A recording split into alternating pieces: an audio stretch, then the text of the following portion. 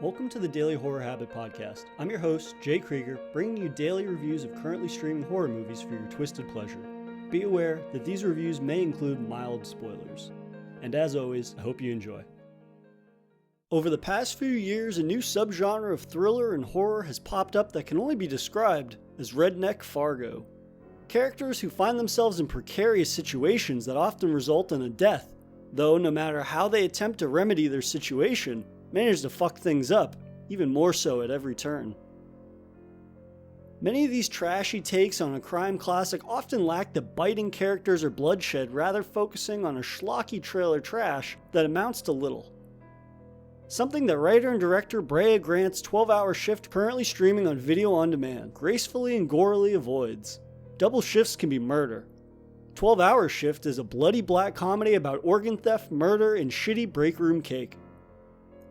Nurse Mandy, played by Angela Bettis, moonlights as a black market organ supplier picking parts from her hospital's crop. Crop being elderly and terminal patients whose bodies are failing them, just hopefully not the bits Mandy's extracurricular employer desires.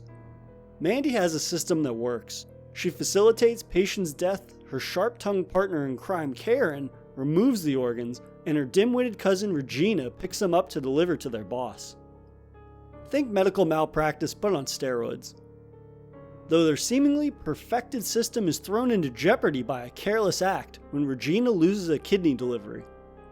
Now, in her haste to find a replacement that sets off a bloody chain of events making for a shift none of them will soon forget.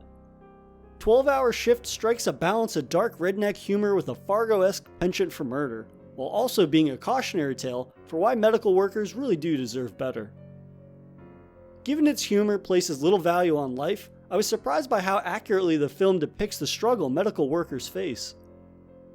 That being pulled into 15 different directions, being demeaned by a superior, and if you manage to survive another hellish shift, you're rewarded with a shitty sheet cake from Kroger's. Given how high-strung, underappreciated, and overworked every nurse in the film is, why the hell wouldn't a bloodbath break out? 12-hour shift is a strange amalgamation of genres, from slasher to comedy to thriller to murder mystery to heist movie. I mean, all the variables of a heist movie are there. The mark is an elderly Alzheimer's patient, and the score is a kidney. As desperation to find a replacement organ grows, the nurses turn to devious means of inducing ailing patients' death. Mandy walks by beds of patients as if she were wandering through a meat market, noting patient conditions, their life expectancy, and whether or not their family checks in on them regularly. Given how dark 12-hour shift's humor is, there's a zaniness to it all that ensures it never takes itself too seriously. Well, as serious as a movie about nurses stealing organs for the black market could be anyways. To Brea Grant's credit, there's smart nurse-centric humor here, along with some redneck fluff that largely caters to the plights of the profession. Why would a cop question Mandy covered in blood standing next to a naked morgue corpse? Isn't that what nurses do? But as the lies and misdirects boil over, the bodies begin to stack up considerably. At the core of the film's humor is Mandy and Regina's relationship. Mandy is the tough as nails but tired of people's shit brains of the operation. She's cold, calculated, and very addicted to drugs. Angela Bettis' performance is an absolute highlight, making Mandy's always fluctuating work temperament relatable to us all on some level. So much so that we can't help but root for her despite her propensity for organ theft, which makes for an introspective quandary.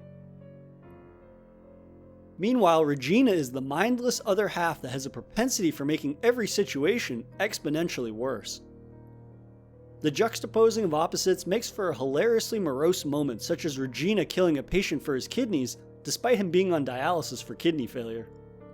There's a solid cast of supporting characters that make up the madness of the film, who, despite their best intentions, manage to make every situation all the more manic.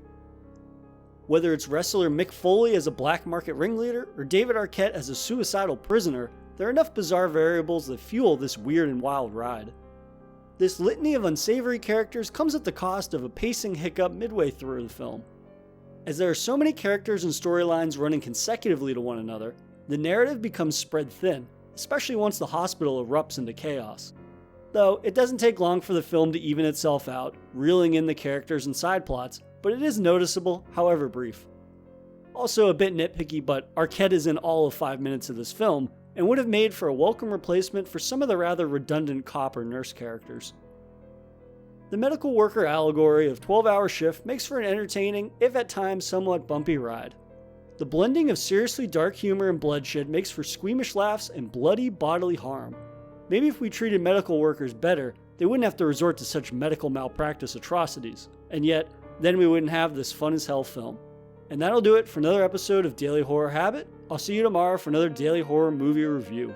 If you enjoyed this episode, please subscribe to Daily Horror Habit on your preferred streaming service and follow @Daily Horror Habit on Instagram and @Daily Horror Pod on Twitter.